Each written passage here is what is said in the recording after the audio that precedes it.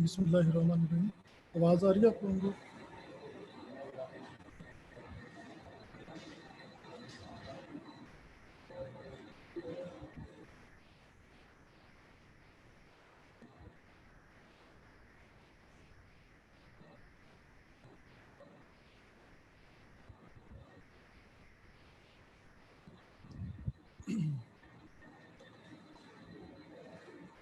Chemotherapy के अंदर आप लोगों के कौन कौन से टॉपिक अभी तक हो चुके हैं? कीमोथेरेपी के अंदर आप लोगों के बेटा कौन कौन से टॉपिक अभी तक हो चुके हैं?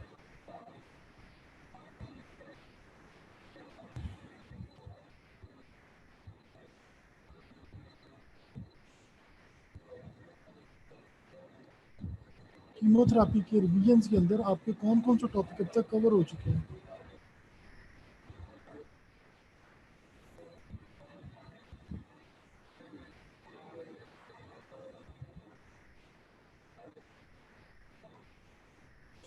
रिवीजन का क्या फ़ायदा आपको हो रहा है? ये चीज़ें तो आपने पहले सारी पढ़ी हुई हैं। अभी जो रिवीजन के लेक्चर अभी तक जो आप लोगों के हुए हैं कीमो के, उससे क्या आपको बेनिफिट हुआ? बेटा बुक के अंदर हर चीज़ तो लिखी हुई है। जो फार्माकोलॉजी की डिपार्टमेंट की तरफ से कीमोथेरेपी के अब तक रिवीजन लेक्चर करवाए गए हैं, उनमें आपको क्या ऐसा मसला था कि दोबारा रिवीजन के लेक्चर वो रखवाए गए? समझ नहीं आई आप लोगों को? समझने में कोई मसला हो रहा है? क्या ऐसी प्रॉब्लम हो रही थी कि दोबारा वही चीज़ें? मुझे फ्लोरोक्विनोलोन के पढ़ाने का कहा कि मैंने ऑलरेडी भी ये लेक्चर आपको पढ़ाया होगा।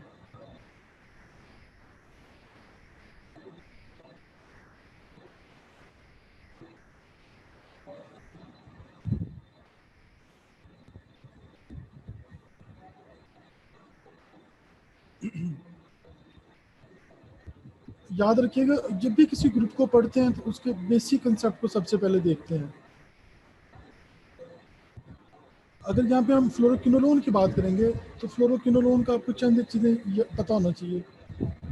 इसका मैकेनिज्म क्या है, बैक्टीरियोस्टैटिक है या बैक्टीरियोसिडल ड्रग है। स्पेक्ट्रम जब भी याद करते हैं, स्पेक्ट्रम के अंदर कॉमन चीज़ें देखते हैं कि कौन से ऑर्गेनिज्म है जिनके अगेंस्ट ये ड्रग इफेक्टिव है। फ्लोरोक्विनोलोन की बात कर लें तो स्टार्ट के अंदर जब ये ड्रग इंट्रोड्यूस कराई गई, इसकी इब्तदाई ड्रग जो सिप्रोफ्लॉक्सासिन और से रिलेटेड ड्रग्स, नॉरफ्लॉक्सासिन, नेरिडिक्सिक एसिड वगैरह जो थे, ये ड्रग जो थे ग्राम नेगेटिव के अगेंस्ट इफेक्टिव थी। तो इनका स्पेक्ट्रम पॉजिटिव के अगेंस्ट नहीं था। तो इनके स्पेक्ट्रम में कुछ चेंज, स्पेक्ट्रम को बढ़ाया गया। ल्यूवोफ्लॉक्सासिन, नमोक्सिफ्लॉक्सासिन को जब इंट्रोड्यूस कराया गया तो वो ड्रग ना सिर्फ ग्राम नेगेटिव के अगेंस्ट इफेक्टिव थी, बल्कि ग्राम पॉजिटिव के अगेंस्ट भी इफेक्टिव हो गई। इसके अंदर नमूनिया सबसे कॉमन है। फिर जो और आपने बात याद करनी है, जो क्लिनिकल ओरिएंटेड चीज़ें हैं, देखिए बेसिक आप याद कर लेंगे, मैकेनिज्म याद कर लेंगे, आप उसके रिवर्स इफेक्ट देख लेंगे। जब आप क्लिनिकल प्रैक्टिस में जाएंगे तो आपको क्लिनिकली चीज़ों का पता होना ज़रूरी है। अगर मैं कहता हूँ कि ये जो है फ्लोरोक्विनोलोन जो है 10 डिजीज़ के नाम लिखे जिनके अगेंस्ट इफेक्टिव है, अगर आपको वो नाम ही नहीं आते, चाहे आपसे ये बहुत ज़्यादा कंसर्न नहीं है, लेकिन बेटा आपको पता होना चाहिए कि ये ड्रग फलां फलां डिजीज़ के अगेंस्ट इफेक्टिव है। इस तरह सिप्रोफ्लॉक्सासिन डायरिया के अगेंस्ट इफेक्टिव है। इस दौर में ये ड्रग जो है टाइफाइड जो है, इसके अगेंस्ट ये ड्रग बहुत ज़्यादा, सल्मोनेला टाइफी के अगेंस्ट बहुत ज़्यादा इफेक्टिव थी। तो यूरिनरी ट्रैक्ट इन्फेक्शन के अगेंस्ट बहुत ज़्यादा इफेक्टिव थी, कोलाई के वगैरह के अगेंस्ट। लेकिन with the passage of time resistance develop होती गई। तो आपको पता होना चाहिए, अगर हम इस ग्रुप को पढ़े हैं तो ये ड्रग किस किस के अगेंस्ट इफेक्टिव है। अगर हम यहाँ से एग्जाम्पल ले लें इनकी जो है फ्लोरोक्विनोलोन की, तो ये ड्रग आपके यूरिनरी ट्रैक्ट इन्फेक्शन में दी जा सकती हैं, आपके टाइफाइड फीवर के अंदर दी जा सकती हैं। उसके अलावा इंटेस्टाइन की जो इन्फेक्शन है जिसके अंदर डायरिया वगैरह है, उसके अंदर दी जा सकती है। उसके अलावा चेस्ट की इन्फेक्शन जो है, निमोनिया के अंदर दी जा सकती है, टेंजाइटिस के अंदर दी जा सकती है। एयर की जो इन्फेक्शन जो है, ओटाइटिस एक्सटर्ना वगैरह जो, उनके अंदर इसको दी जा सकती है। तो आपको बेसिक जो पता होना चाहिए कि ये ग्रुप जो फलां फलां के अगेंस्ट दिया जा सकता है। फिर उसको ऑर्गेनिज्म माइक्रो पढ़ लें, वहाँ से उनको ऑर्गेनिज्म याद कर लें। कोशिश करेंगे यहाँ पे जितने बुक के अंदर दिया गया उसको गो थ्रू करें। बेटा यहाँ पे स्लाइडें 100 स्लाइडें बना के मैं ले आऊँ, यहाँ पे क्या नाम, जितनी मर्जी स्लाइडों को एक्सटेंड कर लें, उसको कोई फ़ायदा नहीं होता। फ़ायदा वही है जिस टेक्स्ट को आप पढ़ रहे हैं, टीचर आके उसको एक्सप्लेन करके जाए। थोड़ा पढ़ लें, अच्छा पढ़ लें और उसको पिक कर लें, ना कि लंबी कहानी सुनाई जाए और उन पे लोग ये भी ना जान सके कि पढ़ाने वाले ने टॉपिक क्या पढ़ाया था। मैंने जितने लेक्चर लेके आते हैं आपके लिपन कॉड और वीक एडमिन से दिए जाते हैं, मेरी कोशिश होती है कि आपको बुक गो थ्रू करवा दें। अब बुक गो थ्रू करेंगे तो बेटा आपके लिए आसानी होगी एमसीक्यूज करने में, एससीक्यूज करने के अंदर जो है, और जो चीज़ें नहीं समझ आती, जितना कि मेरा थोड़ा बहुत नॉलेज है उसकी कोशिश करते हैं उसको एक्सप्लेन कर दिया जाए तो आपके लिए आसानी हो। सबसे पहले इसका मैकेनिज्म देखते हैं। मैंने पहले भी आपको टॉपिक पढ़ाया हुआ, आपको बताया था कि मैकेनिज्म को अगर हम अपोजिट कर दें तो सारी रेजिस्टेंस की बात हो जाती है। अगर हम मैकेनिज्म को अपोजिट कर दें तो सारी रेजिस्टेंस की बात हो जाती है। तो मैकेनिज्म पढ़ते हैं, उसके बाद अगले स्लाइड में रेजिस्टेंस भी चलाऊंगा। मैकेनिज्म ऑफ एक्शन, फ्लोरोक्विनोलोन या quinolones block bacterial DNA synthesis by inhibiting topoisomerase 2, जिसको डीएनए गायरेज भी कहते हैं, एंड टोपोआइसोमरेज 4। ये ड्रग जो है बैक्टीरियल की डीएनए की सिंथेसिस को इनहिबिट करते हैं। कैसे करते हैं? टोपोआइसोमरेज 2 और टोपोआइसोमरेज 4 को इनहिबिट करते हैं। Quinolones block bacterial DNA synthesis by inhibiting bacterial topoisomerase 2 and topoisomerase 4। ये ड्रग जो है बैक्टीरियल की डीएनए की सिंथेसिस को इनहिबिट करते हैं या ब्लॉक करते हैं।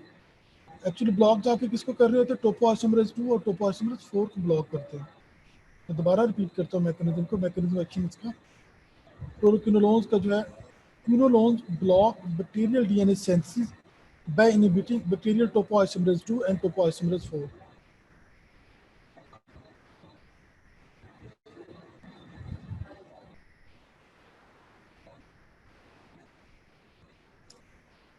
जी क्या मैकेनिज्म है इसका फ्लोरोक्विनोलोन का जो है?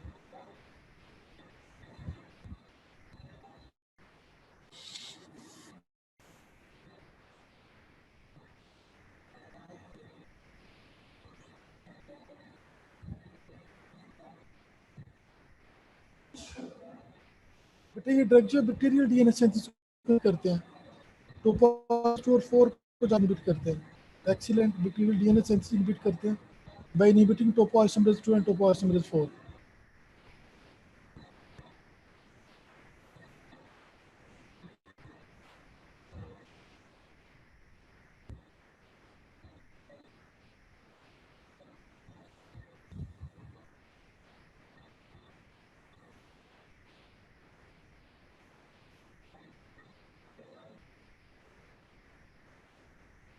ये दो लाइनें याद करनी, अगले भी बेटा इससे रिलेटेड लिखे कि उसकी रिलैक्सेशन की बात की गई, कैसे रिलैक्सेशन को। Inhibition of DNA gyrase prevent the relaxation of positively supercoiled DNA that is required for normal transcription and the replication।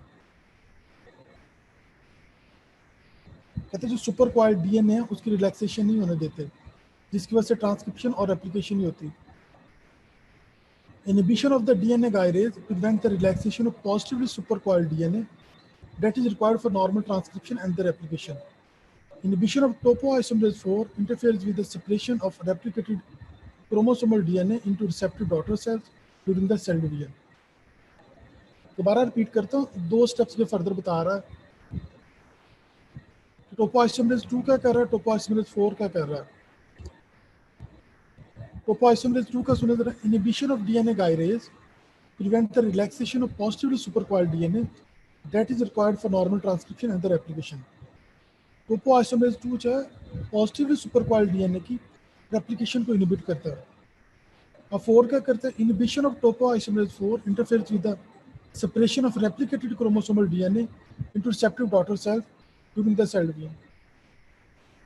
Topoisomerase 4 जो है ये रेप्लिकेटेड क्रोमोसोमल डीएनए जो है उनको डॉटर सेल्स के अंदर जाने नहीं देता।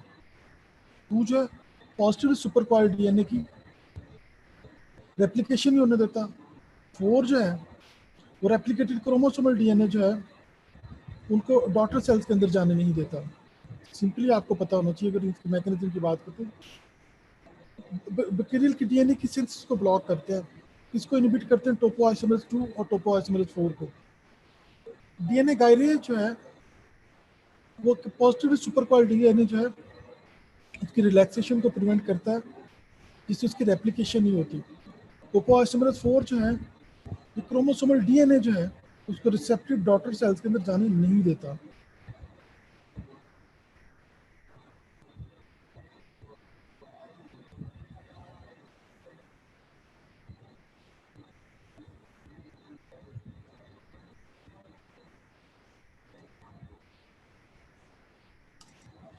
बेटा पूरे नंबर लेने के लिए हमेशा मैकेनिज्म लिखते हैं डिटेल के अंदर, नहीं आता तो ऊपर वाली 2 लाइनें लिख दें। लेकिन आपने पूरे नंबर अगर लेने हैं तो आपको कंप्लीट मैकेनिज्म बताना होगा। आगे टोपोआइसोमरेज 2 या डीएनए गायरेज और टोपोआइसोमरेज 4 जो है उसके बारे में भी लिखना। पूरा मैकेनिज्म बताएं, यहाँ पे लिखें पूरा मैकेनिज्म इसका क्या है, यूनोलोन्स का पूरा मैकेनिज्म क्या है।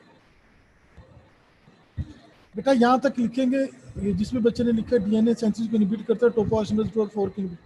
लेकिन आगे आप नहीं लिख रहे पूरा, डीएनए गायरेज आगे जाके क्या करता है, टोपोआइसोमरेज 2 क्या करता है, टोपोआइसोमरेज 4 क्या करता है।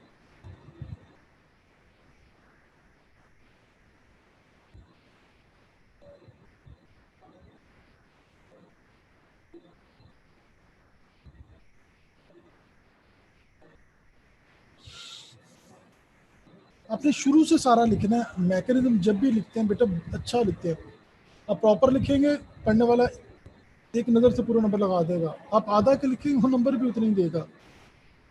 इसलिए यहाँ के मेजॉरिटी स्टूडेंट जो बॉर्डर लाइन पे पास होते हैं, क्योंकि ऐसी क्यूज के अंदर नंबर अच्छे नहीं आते, बच्चों ने बहुत लिमिटेड याद किया होता है।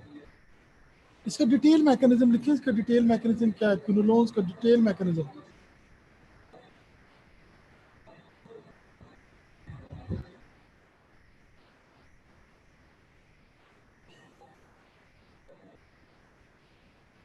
चले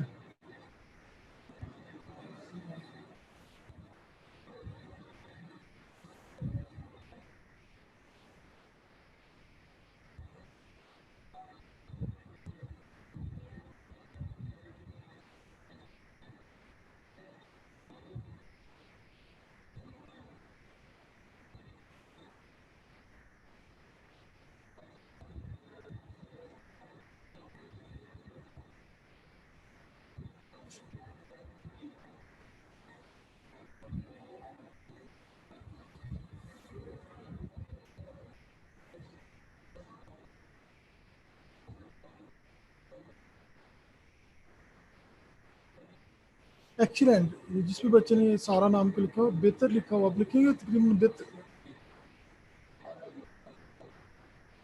चले, मैं बार बार आपको कह रहा था कि जब भी हम मैकेनिज्म को पढ़ते हैं उसको अपोजिट कर दें तो रेजिस्टेंस डेवलप हो जाती है। जब भी हम मैकेनिज्म को पढ़ते हैं उसको जब हम अपोजिट करते हैं तो रेजिस्टेंस डेवलप हो जाती है।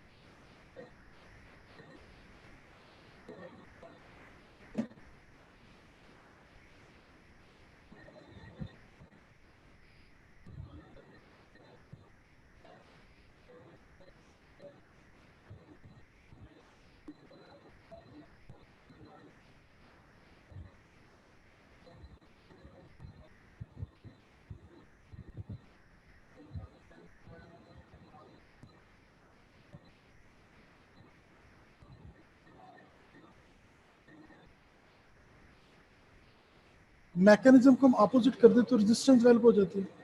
सिंपली इसकी रेजिस्टेंस की बात अगर हम करते हैं तो सबसे पहले म्यूटेशन हो जाएगी टोपोआइसोमरेज 2 और 4 की। टोपोआइसोमरेज 2 और 4 की म्यूटेशन हो जाएगी, वो जाके बाइंडिंग नहीं कर सकेगा। फिर वो जो रास्ता जो पोरन चैनल्स हैं जिसके थ्रू जाके उसने एंटर होना, पोरन चैनल के नंबर कम हो जाएंगे, एंट्री नहीं हो सकेगी। फिर वहाँ पे इफ्लक्स पंप्स होंगे जो ड्रग को बाहर पुश कर देंगे। ये ऐसे ही है जैसे आपने किसी बंदे को मिलने जाना है, उसने जाते ही जाके आगे बंदा चेंज कर दिया, जिसको आप मिलने जा रहे हो वो नहीं किसी और को बैठा दिया, या जिसको बैठाया उसके अंदर ऐसी चेंज कर दी को पहचाना ही नहीं जा रहा। फिर क्या कर दिया कि जिस रास्ते से आप जा रहे हैं उसके घर में जा रहे हैं, जिस गेट से एंटर होना, उन्होंने गेट इतना तंग कर दिया कि एंटर नहीं हो सकते, वो गली ही बंद कर दी जहाँ से आपने उस बंदे को मिलने जाना है। तीसरा, वहाँ पे उसके भाई लोग या जो भी थे, अगर आप गलती से एंटर भी हो गए तो उठा के बाहर फेंक देंगे। जिससे मिलने जाना है उसमें भी तब्दीली आ गई है, उसके घर के रास्ते भी बंद हो गए हैं और वहाँ पे बैठे हुए लोग बाहर उठा के फेंकने के लिए तैयार बैठे हुए हैं। अगर हम मैकेनिज्म पे नज़र दौड़ाएं तो हम कहते हैं कि ये ड्रग जाके टोपोआइसोमरेज 2 और 4 के साथ बाइंड करती है। तो पहली बात क्या होगी, जेनेटिक म्यूटेशन होगी, जीन्स के अंदर चेंज आएगी, टोपोआइसोमरेज 4 और 2 और 4 के अंदर जो है उनके अंदर चेंज आएगी, म्यूटेशन आएगी उनके अंदर जो है। उसके बाद जो पोरन चैनल्स कम हो जाएंगे, इफ्लक्स पंप एक्टिवेट हो जाएगा जो ड्रग को उठा के बाहर फेंक देगा बैक्टीरिया से। चलिए वन बाय वन इनको देखते हैं क्या चेंजेस आती है। Altered target, Chromosomal mutation in the bacterial genes has been associated with a decreased affinity for fluoroquinolones at their site of action. Both topoisomerase 4 and topoDNA gyrase may undergo mutation. तो कहता है alter target के अंदर जो है topoisomerase 2 और topoisomerase 4 जो इनके अंदर म्यूटेशन हो जाएगी, चेंज आ जाएगी. Decrease accumulation, reduce intracellular concentration is linked to. सबसे पहले अल्टर टारगेट के अंदर क्या होगा, इनका टारगेट फ्लोरोक्विनोलोन्स का टोपोआइसोमरेज 2 और टोपोआइसोमरेज 4 होता है. तो को डीएनए गायरेज भी कहते हैं, कंफ्यूज ना हो जाए वो वर्ड यूज किया. पहली बात, टोपोआइसोमरेज 2 और टोपोआइसोमरेज जो हम मैकेनिज्म पढ़ेंगे उसके अंदर चेंज आएगी. अब क्या कह रहा है, इंट्रासेलुलर कम्युलेशन कैसे कम होगी, पोरन चैनल्स और रिफ्लक्स पंप की बात कर रहा है. कहता former involves a decrease number of porin proteins in the outer membrane of the resistance cell. क्या हो जाएगी, पोरन चैनल जो है आउटर मेम्ब्रेन जो है उस पर कम हो जाएंगी, thereby impairing the access of drug to the intracellular topoisomerases. The later mechanism of pumps drug out of the cell. कहता है पोरन चैनल जो आउटर मेम्ब्रेन पे कम हो जाएंगे, वो कम हो गए, ड्रग एंटर होकर टोपोइसोमरेज से बाइंड नहीं कर पाएगी. अगर ड्रग किसी तरीके से सेल के अंदर पहुंच गई तो इफ्लक्स पंप उसको पंप करके बाहर फेंक देंगे. मैं रेजिस्टेंस को दोबारा रिपीट करता हूँ. सबसे पहले मैकेनिज्म जेन में लाए, टोपोइसोमरेज 2 और 4 की बात कर रहे हैं. क्विनोलोन जो टोपोइसोमरेज 2 और 4 को जाके इनहिबिट करती है, जिससे डीएनए की सेंसेस रुक जाती है. तो सबसे पहले म्यूटेशन किसके अंदर आएगी, 2 और 4 के अंदर. चलो ड्रग एंटर करके देख लें, उनके अंदर म्यूटेशन हो जाएगी, ड्रग जाके बाइंड नहीं कर सकती. कहते हैं इंट्रासेलुलर कॉन्सेंट्रेशन कैसे कम हो सकती है, या तो जो रास्ता उसको कम कर दें, पोरन चैनल जो है उनको कम कर दें, ड्रग एंटर ही नहीं हो सकेगी. अगर किसी तरीके से एंटर होगी और अंदर भी टोपोइसोमरेज 2 और 4 के अंदर चेंज आई हुई तो इफ्लक्स पंप जो है ड्रग को बाहर फेंक देंगे.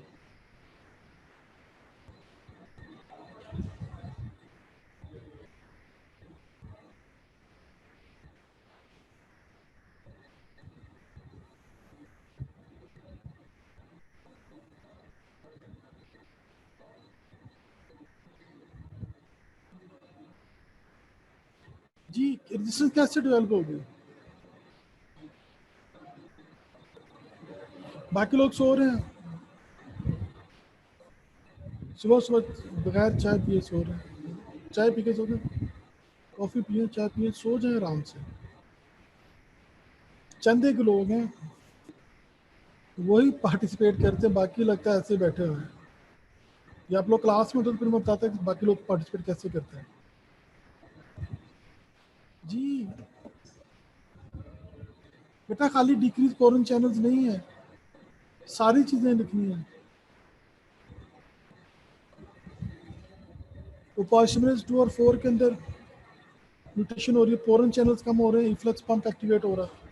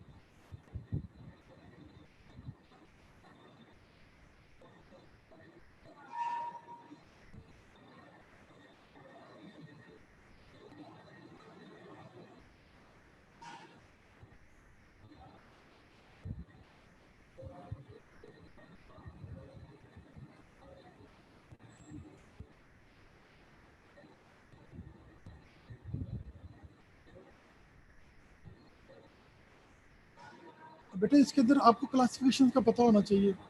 तो क्लासिफिकेशन इसको फर्स्ट, सेकंड, थर्ड और फोर्थ जनरेशन में डिवाइड किया गया. क्लासिफिकेशन की बात करें, फर्स्ट जनरेशन के अंदर नालिडिक्सिक एसिड है, सेकंड जनरेशन के अंदर सिप्रोफ्लॉक्सासिन है, नॉरफ्लॉक्सासिन है, थर्ड जनरेशन के अंदर लीवोफ्लॉक्सासिन है, फोर्थ जनरेशन के अंदर मॉक्सिफ्लोक्सासिन.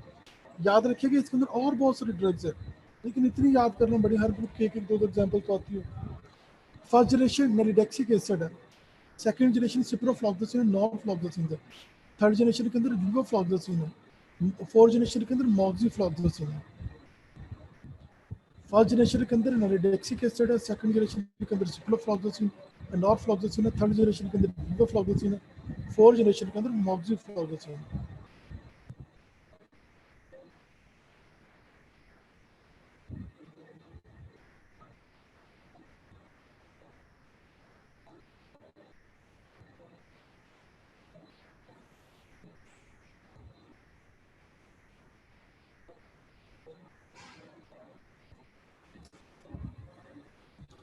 जी classification, first generation, second generation, third generation, fourth generation. Nalidixic acid second generation.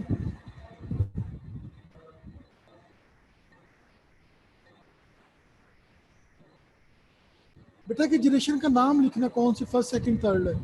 First के अंदर नेलिडेक्सिक एसिड है, सेकंड के अंदर सिप्रोफ्लॉक्सासिन है, थर्ड के अंदर लीवोफ्लॉक्सासिन है,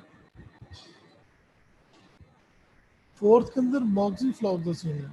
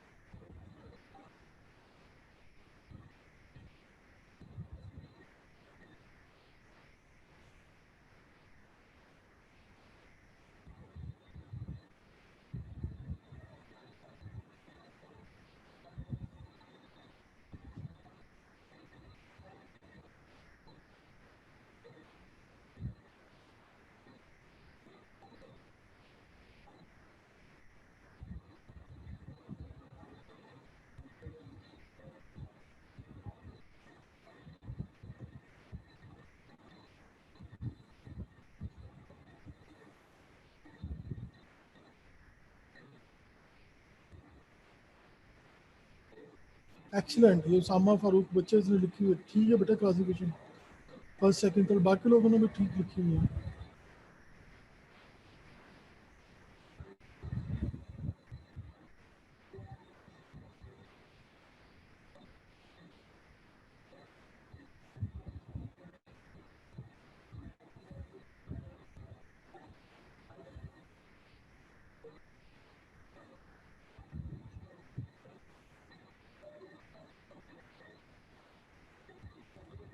अभी जो हमने ड्रग जो देखी है, जो देखी है, उनको हम देखते हैं कि उनकी क्लिनिकली क्या यूजफुल है। Norfloxacin is infrequently prescribed prescribed due to poor oral bioavailability and short. Norfloxacin की कहते हैं पुअर ओरल बायोअवेलेबिलिटी और शॉर्ट ऑफ लाइफ है। It is effective in treating non systemic infection such as urinary tract infections, prostatitis and infectious diarrhoea. कहते हैं norfloxacin जो है इनफ्रिक्वेंटली prescribe की जाती है क्योंकि दो वजूहत हैं इसकी। इसकी पुअर ओरल बायोअवेलेबिलिटी पुअर है, शॉर्ट ऑफ लाइफ है। अब कहते हैं क्लिनिकली कहाँ कहाँ इफेक्टिव है, यूटीआई के अंदर दे सकते हैं, प्रोस्टाइटिस के अंदर दे सकते हैं, और डायरिया के अंदर दे सकते हैं। अगर हम नॉरफ्लॉक्सासिन की बात करें बेटा, तो कहते हैं ज़्यादा यूज़ नहीं की जा सकती, इनफ्रीक्वेंटली ऐसे कभी कभार दी जाती है। वजह क्या, ये क्लिनिकली ड्रग इतनी यूज़ नहीं है होती। बायोअवेलेबिलिटी पुअर है, नंबर दो शॉर्ट ऑफ लाइफ है। यूज़ कहाँ कहाँ पे हो सकती है, यूरिन ट्रैक्ट इन्फेक्शन में दे सकते हैं, यूटीआईज के अंदर दे सकते हैं, प्रोस्टाइटिस के अंदर दे सकते हैं, इन्फेक्शियस डायरिया के अंदर दे सकते हैं।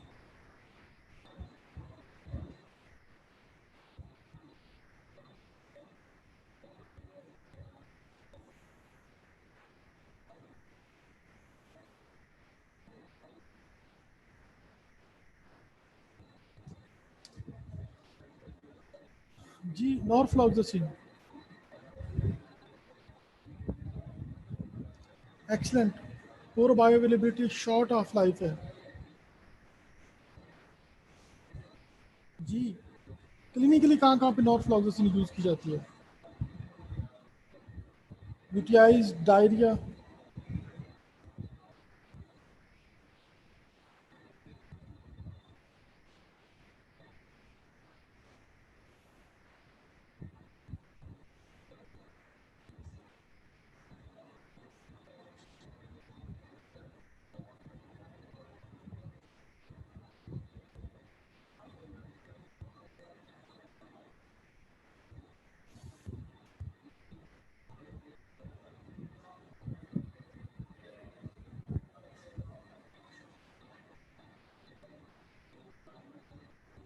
बाकी लोग पढ़ रहे हैं क्या? अगली बार फिर पढ़ाएं आके दोबारा। Excellent, UTI, प्रोस्टाइटिस, diarrhoea.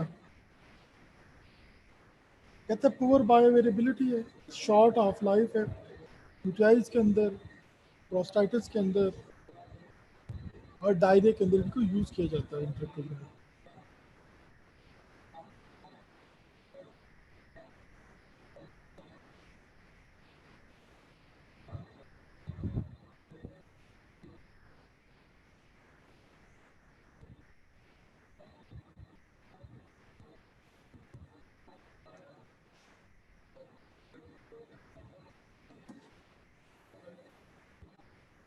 अगर हम सिप्रोफ्लॉक्सासिन की बात की जाए, सिप्रोफ्लॉक्सासिन ग्राम नेगेटिव के अगेंस्ट किसी दौर में बहुत ज़्यादा इफेक्टिव रही थी, लेकिन with the passage of time resistance develop होती गई। कभी ये ड्रग वो चॉइस समझी जाती थी सैल्मोनेला टाइफी के अगेंस्ट, लेकिन अब रेजिस्टेंस डेवलप हो गई। अभी इसकी जगह सेफ्लोस्पोरिन थर्ड जनरेशन की ड्रग सेफ्ट्रोक्सोन, स्पेक्साइन वगैरह दिए जाते हैं। याद रखिएगा सिप्रोफ्लॉक्सासिन किसी दौर के अंदर टाइफाइड के लिए दी जाती है, तब रेजिस्टेंस डेवलप होने की वजह से ड्रग उस पर्पज के लिए यूज नहीं होती। अभी ये ड्रग जो है डायरिया के अंदर इसका बहुत ज़्यादा रोल है, सिप्रोफ्लॉक्सासिन टैबलेट डायरिया। अब जब भी क्लिनिकल प्रैक्टिस के अंदर जाएंगे, आउटजॉब में जाएंगे, अब देखेंगे नोविडेट नाम की ड्रग लिखी जा रही है। डायरिया का पेशेंट आ रहा है, गैस्ट्रोइंटाइटिस का आ रहा है, नोविडेट नोविडेट। अच्छा, एक और आपको इसकी इंटरेस्टिंग बात बताता चलो, सिप्रोफ्लॉक्सासिन जो है किसी दौर में कहा जाता था कि ज्वाइंट वगैरह कार्टिलेज वगैरह को डैमेज करती थी, बच्चों को नहीं देनी चाहिए, लेकिन बाद में ये जो स्टडी गलत साबित होगी। अब बच्चों के इसके सीरप फॉर्म अवेलेबल है सिप्रोफ्लॉक्सासिन के, डायरिया के लिए सीरप फॉर्म, उनका टेस्ट बहुत बिटर है।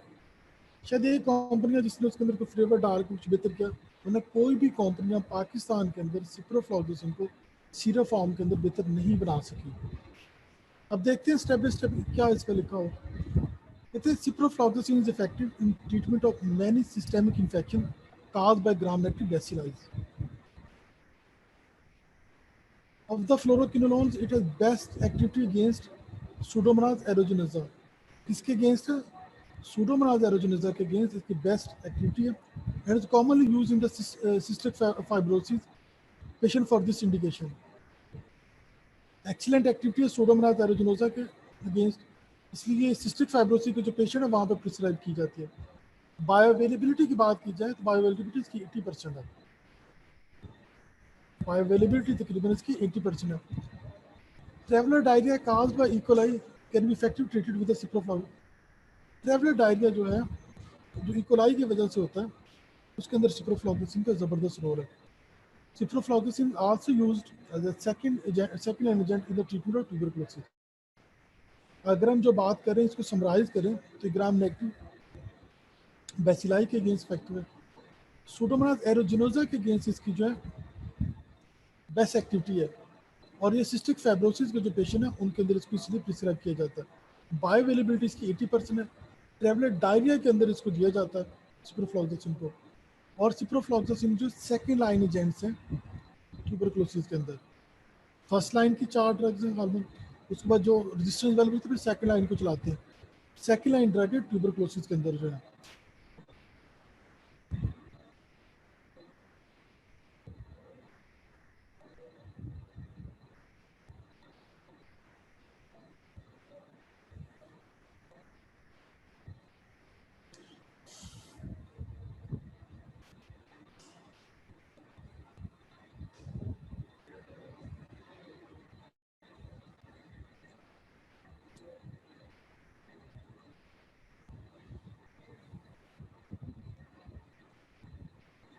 बेटा बायोअवेलेबिलिटी 80% और भी काफ़ी बातें लिखी हुई हैं।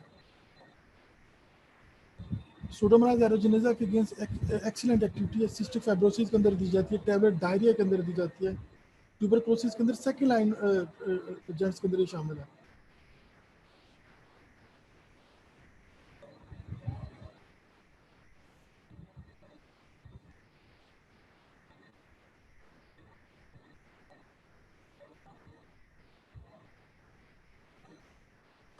जी सिप्रोफ्लॉक्सासिन, बस बाकी लोग सो गए सारे। सिप्रोफ्लॉक्सासिन,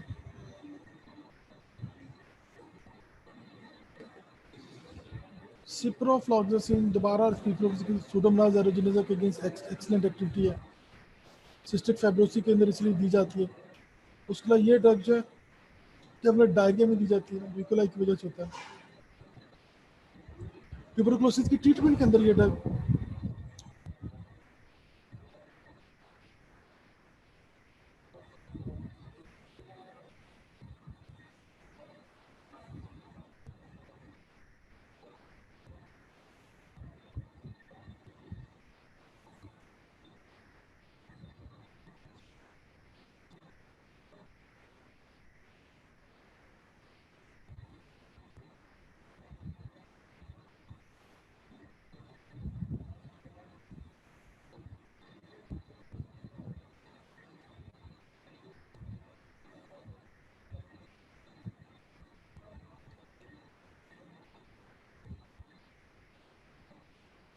अभी जो लीवो फ्लॉक्सासिन और मॉक्सिफ्लॉक्सासिन की बात करेंगे, तो इन ड्रग को रेस्पिरेटरी फ्लोरोकिनोलोन्स भी कहा जाता है। लीवोफ्लॉक्सासिन और मॉक्सिफ्लॉक्सासिन को रेस्पिरेटरी फ्लोरोकिनोलोन्स भी कहा जाता है। इनका स्पेक्ट्रम सिप्रो से ज़्यादा ब्रॉड है, इनका स्पेक्ट्रम सिप्रोफ्लॉक्सासिन से ज़्यादा ब्रॉड। अब देखते हैं, levofloxacin is L isomer of ofloxacin and has largely replaced its clinically due to its broad spectrum of activity. Levofloxacin utilized in a wide range of infections, including prostatitis, skin infections, community-acquired pneumonia, nosocomial pneumonia. Unlike ciprofloxacin, levofloxacin has excellent activity against Streptococcus pneumoniae, respiratory tract infection. Levofloxacin has 100% bioavailability and is dosed once daily. सबसे पहली बात कि levofloxacin जो है इसकी bioavailability 100% है। Levofloxacin की bioavailability 100% है। इसका स्पेक्ट्रम जो है सिप्रोफ्लॉक्सासिन से ब्रॉड है। याद रखिएगा, सिप्रोफ्लॉक्सासिन को जब इंट्रोड्यूस करवाया गया तो इस ड्रग के ज़्यादातर एक्टिविटी ग्राम नेगेटिव के अगेंस्ट थी, ग्राम पॉजिटिव के अगेंस्ट नहीं थी।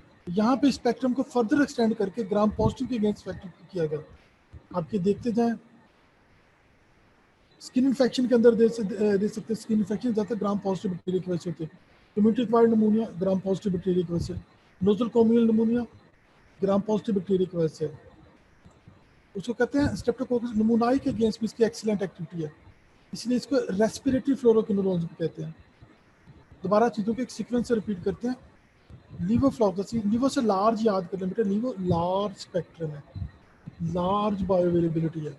एल से लीवो, एल से लीवोफ्लॉक्सासिन, एल से लार्ज स्पेक्ट्रम है, इसकी लार्ज बायोअवेलेबिलिटी 100% बायोअवेलेबिलिटी है।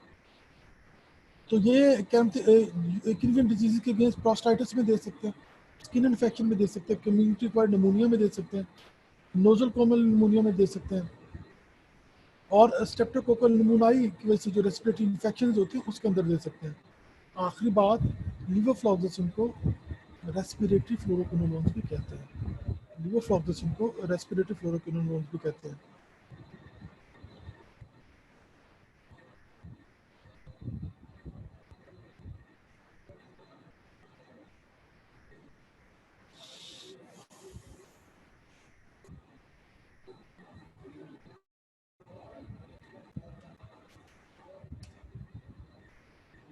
जी लीवोफ्लॉक्सासिन,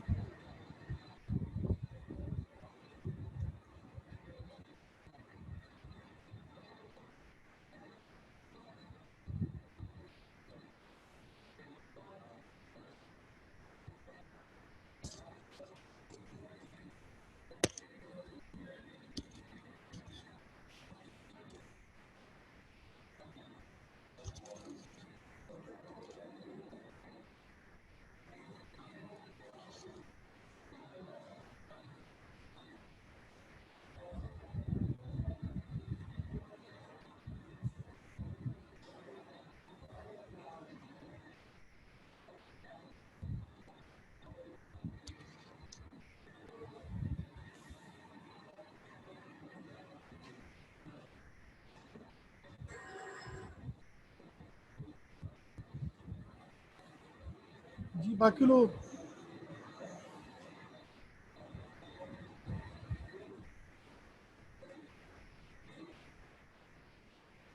बेटा लीवोफ्लोरोसिन से दो बातें याद करनी है। लीवो लार्ज लार्ज इसका लार्ज बायोअवेलेबिलिटी है, लार्ज स्पेक्ट्रम है इसका। और ये आपके नमूनिया के अंदर ज़्यादातर नमूनिया जो चेस्ट की इन्फेक्शन है उनके अंदर दी जाती है। स्किन इन्फेक्शन, चेस्ट इन्फेक्शन, ये देखें अगर आप स्लाइड पर गौर करें जो बुक के अंदर दी गई है, ये देखें इम्यूनिटी एक्वायर्ड नमूनिया चेस्ट इन्फेक्शन है, नोजोकोमियल नमूनिया चेस्ट इन्फेक्शन है, रेस्पिरेटरी इन्फेक्शन चेस्ट इन्फेक्शन है।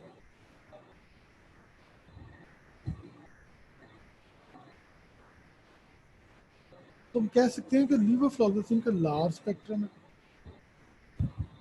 Large bioavailability. उसके अलावा चेस्ट की इन्फेक्शन जो है रेस्पिरेटरी फ्लोरोक्यूमुलोस करें, चेस्ट इन्फेक्शन के अंदर नमूनिया सबसे कॉमन बेटा आपको याद होना चाहिए।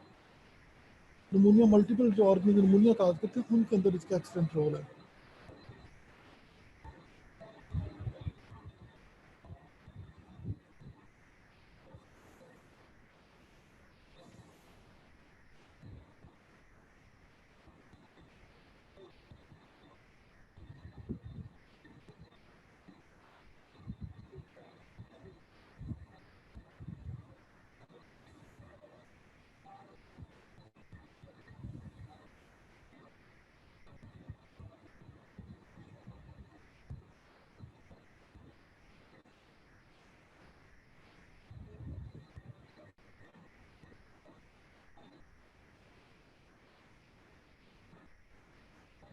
मॉक्सिफ्लोक्सासिन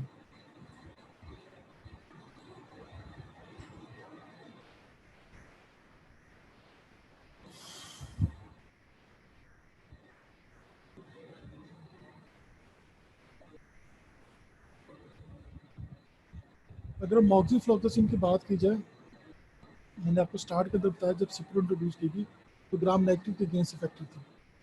उसके बाद जब लीवर मार्केट में इंट्रोड्यूस की थी ग्राम पॉजिटिव के अगेंस्ट स्पेक्ट्रम बढ़ाया था। मॉक्सी इंट्रोड्यूस करवाएगी तो ग्राम पॉजिटिव के अगेंस्ट फर्दर स्पेक्ट्रम को बढ़ाया गया। मॉक्सिफ्लोक्सासिन not only has enhanced activity against gram positive organisms, for example Streptococcus pneumoniae, but also has excellent activity against many anaerobes. Although resistance to bacteroid fragilis has been reported, bacteroid fragilis के against इसकी resistance है, it has poor activity against Pseudomonas aeruginosa, जबकि Cipro की activity Pseudomonas aeruginosa के against excellent थी। Moxie की बैक्टीरियाइड फ्लैजेलस के resistant है, उसके अलावा सूडोमोनास एरोजेनेसा के अगेंस्ट इसकी एक्टिविटी पुअर है। Moxifloxacin does not concentrate in the urine and is not indicated for the treatment of UTIs. कहते हैं मॉक्सी की अगर हम बात करें तो मॉक्सी जो है स्ट्रेप्टोकोकस निमोनियाई के अगेंस्ट इसका एक्सीलेंट एक्टिविटी है, उसका एनारोब्स के अगेंस्ट एक्सीलेंट एक्टिविटी है। अगर रेजिस्टेंस की बात की जाए तो बैक्टीरिया फ्लैजेलस की रेजिस्टेंस डेवलप हो रही है। सूडोमोनास एरोजेनेसा के अगेंस्ट पूरा एक्टिविटी। याद रखिएगा मॉक्सिफ्लोक्सासिन जो है वो यूटीआईज के अंदर और प्रोस्टेट की इन्फेक्शन वगैरह के अंदर उसका कोई रोल नहीं है। मॉक्सिफ्लोक्सासिन का आपकी जो यूरिन ट्रैक्ट की इन्फेक्शन है उनके अंदर इसका कोई रोल नहीं है। मॉक्सिफ्लोक्सासिन का यूरिन ट्रैक्ट की इन्फेक्शन के अंदर कोई रोल नहीं है। अगर हम क्लिनिकली लें तो मॉक्सिफ्लोक्सासिन जो है याद रखिएगा वूंड की इन्फेक्शन डायबिटिक पेशेंट के अंदर ज़्यादातर ड्रग्स रिस्पॉन्ड नहीं करती। मॉक्सिफ्लोक्सासिन एक्सीलेंट ड्रग है डायबिटिक पेशेंट के वूंड को ठीक करने के लिए। उसके अलावा मॉक्सिफ्लोक्सासिन को भी रेस्पिरेटरी फ्लोरोक्यूमुलोस कहते हैं। चेस्ट इन्फेक्शन के अंदर, ब्रोंकाइटिस के अंदर, नमूनिया के अंदर ड्रग और चॉइस है। मॉक्सिफ्लोक्सासिन जो है इसका एक्सीलेंट रोल है चेस्ट इन्फेक्शन के अंदर। याद रखिए कि जो स्मोकर्स होते हैं उनके अंदर आम एंटीबायोटिक्स काम नहीं करती। स्मोकर्स के अंदर आम एंटीबायोटिक्स काम नहीं करती, भी वो इतनी इफेक्टिव नहीं है, सिप्रो ना होने के बराबर है। लेकिन मॉक्सिफ्लोक्सासिन जो है स्मोकर्स की जो चेस्ट इन्फेक्शन है उसके अंदर एक्सीलेंट रोल है। उसके मॉक्सिफ्लोक्सासिन जो है डायबिटिक बुक में नहीं बेटा यहाँ पे लिखा हुआ, लेकिन ये सारी क्लिनिकली बात है। मॉक्सिफ्लोक्सासिन जो है डायबिटिक पेशेंट के जो वूंड होते हैं वो बाकी ड्रग से इतना रिस्पॉन्ड नहीं करते, लेकिन मॉक्सी को एक्सीलेंट रिस्पॉन्स करते हैं। अगर मॉक्सिफ्लॉक्सासिन की जनरल बात की जाए, अच्छा एक और इसका प्लस पॉइंट बताता हूँ, आगे जाके आप इसके ड्रग एलिमिनेशन में देखेंगे। जितनी पिछली ड्रग्स हम पढ़ चुके हैं तमाम के लिए अगर रीनल फेलियर का पेशेंट है तो डोज एडजस्टमेंट की ज़रूरत है। मॉक्सिफ्लॉक्सासिन के लिए डोज एडजस्टमेंट की ज़रूरत नहीं है। मॉक्सिफ्लॉक्सासिन जो स्ट्रेप्टोकोकल निमोनियाई के अगेंस्ट इफेक्टिव है, इसकी एक्सीलेंट एक्टिविटी है एनारोब्स के अगेंस्ट, लेकिन इसकी रेजिस्टेंस डेवलप हो रही है बैक्टीरियल फ्लैजेलस के अगेंस्ट। उसके अलावा ये ड्रग जो है सूडोमोनास एरोजिनेजा के अगेंस्ट इसकी पूरा पेनिट्रेशन है। मॉक्सिफ्लॉक्सासिन जो है आपकी यूरिन के अंदर कॉन्सेंट्रेट नहीं कर सकती, इसलिए यूटिलाइज के अंदर इसको नहीं दिया जाता।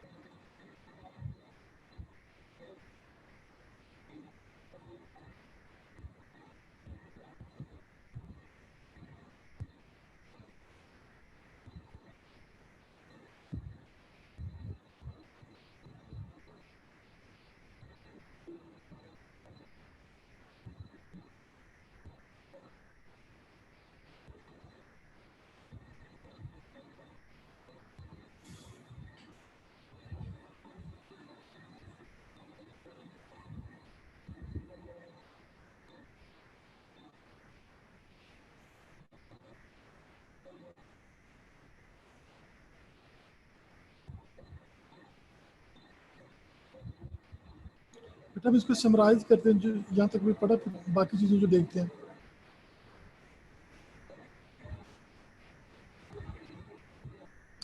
मैकेनिज्म क्या है इसका, बिल्कुल रिवाइज करें बेटा, इसको समराइज करते जाएं ताकि हम आगे चलें।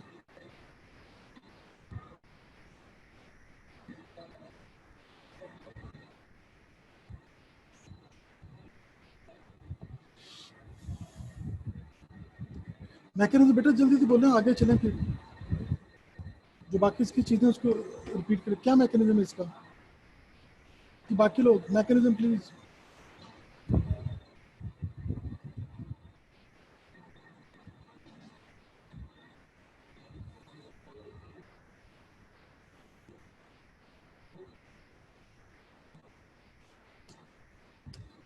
रेजिस्टेंस कैसे डेवलप होती है?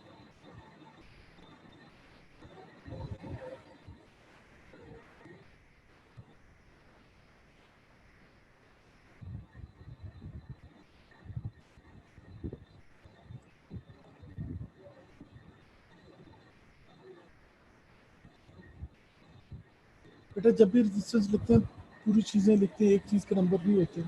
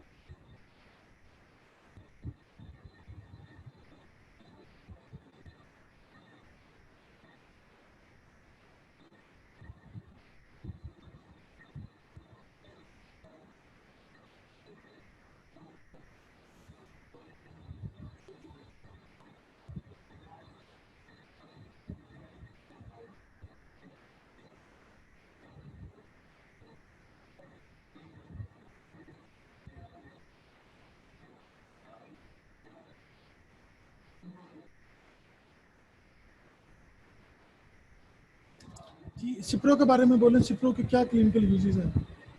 सिप्रोफ्लॉक्सासिन के बारे में बोलें बेटा, इसकी बायोअवेलेबिलिटी कितनी है, किन किन डिजीज के अगेंस्ट इफेक्टिव है? सिप्रोफ्लॉक्सासिन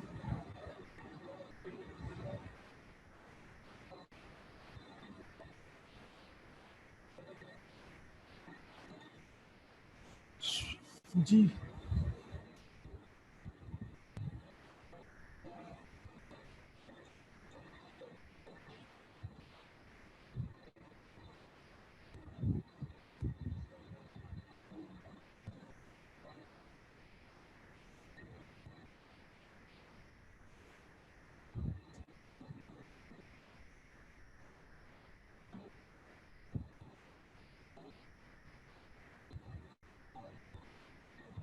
लिवोफ्लॉक्सासिन के बारे में बोल रहे हैं। Respiratory fluoroquinolone bioavailability 100%, chest disease के अगेंस्ट इफेक्टिव है।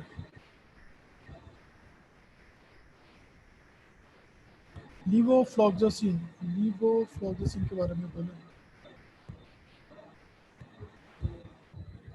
ओके, और बेटा लीवर की 2-3 एल से लार्ज बायोअवेलेबिलिटी है, लार्ज स्पेक्ट्रम है, रेस्पिरेटरी डिजीज में यूज होती है, मेन रोल है, स्किन इन्फेक्शन, प्रोस्टाइटिस, निमोनिया के अगेंस्ट इफेक्टिव है।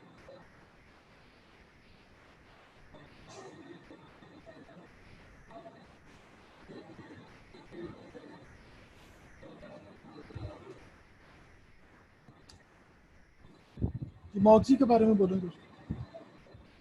मॉक्सी फ्लॉक्सासिन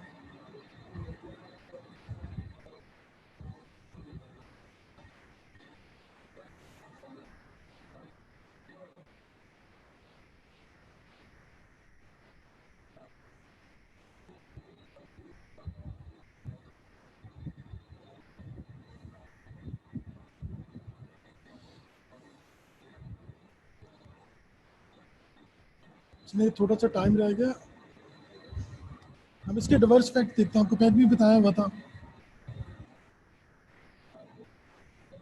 अगर आप एक खूबसूरत सी फेरी को देखते हैं, एक परी को देखते हैं, तो क्या हो सकता है? सबसे पहले क्या हो जाए, घुमा के रख दिया, डिजीनेस होगी। एक खूबसूरत परी को देख रहे हैं, दिल की धड़कनें बेकाबू हो जाएंगी, टैकीकार्डिया हो जाएगा, दिल की धड़कनें बेकाबू होंगी, सर्कुलेशन बढ़ेगी, हेडेक हो जाएगी आपको। और करीब होकर देखेंगे, आग की बनी हुई चीज़ें परियां जो है, फिट्स, झटके पड़ सकते हैं,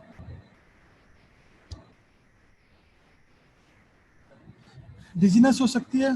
एक फेरी को आप देख रहे हैं, घुमा के रख दिए, चक्कर आ सकते हैं आपको, दिल की धड़कनें बेकाबू हो सकती है, टैकीकार्डिया, सर दर्द हो सकती है, फिट्स पड़ सकते हैं।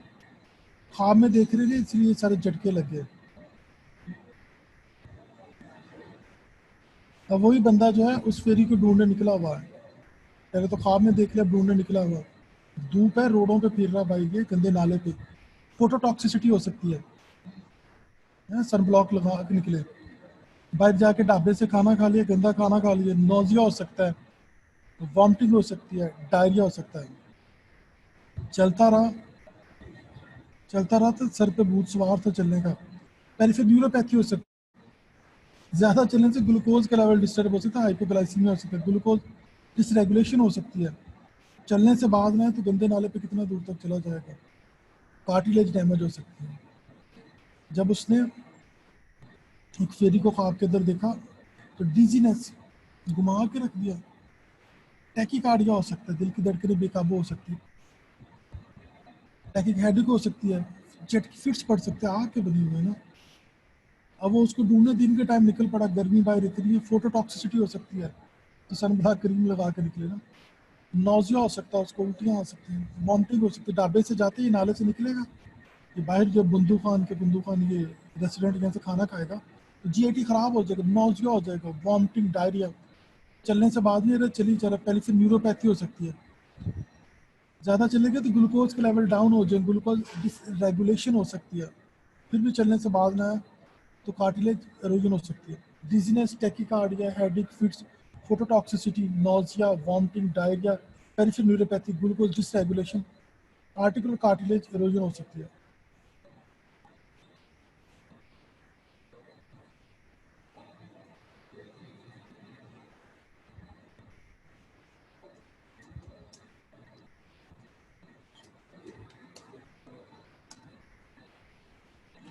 जी adverse facts,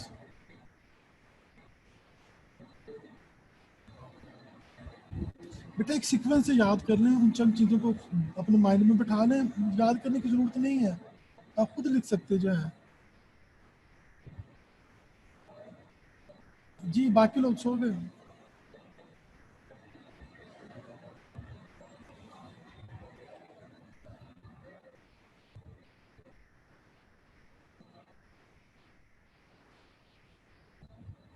adverse fact, dizziness, tachycardia, headache, fits, phototoxicity, nausea, vomiting, diarrhea, peripheral neuropathy, glucose dysregulation, articular cartilage damage या erosion जो है।